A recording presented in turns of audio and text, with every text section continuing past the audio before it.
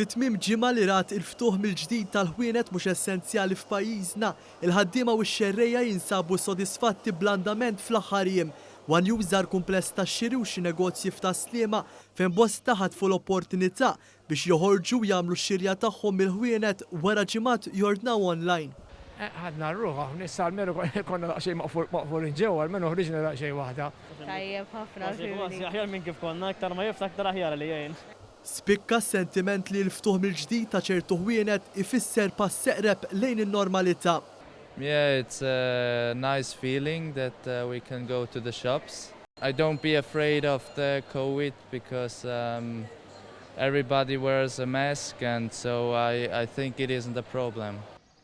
Very good. It's one step closer to normality at least. I think it's good. I agree with the reopening as I think the economy has to continue growing. Fil-ħwienet sibna wkoll impjegati li kienu ħerqana li reġgħu lura għar-rutina biex jaqdu lill-klijenti. Well, last week was a bit busy. It was quite busy last week, so we wish the sale will keep like this. We will keep it like this.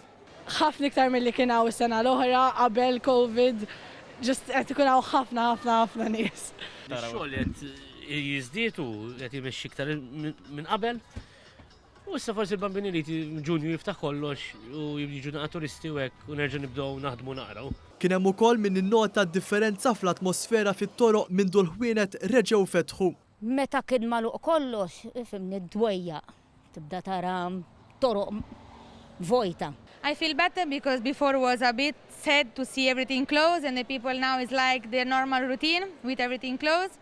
Yesterday was really busy and I'm happy to see the people go around and buy something. Il-ftuħ mill-ġdid tal-ħwienet mhux essenzjali hija waħda minn sensiela ta' miżuri li ġew rilaxxati fl-aħħar jiem fil-pjan meqjus tal-Gvern bilalli fil-waqt li tkun protetta s-saħħa ta' kulħadd tingħata spinta lill-ekonomija biex ir-rota terġa' tibda ddur.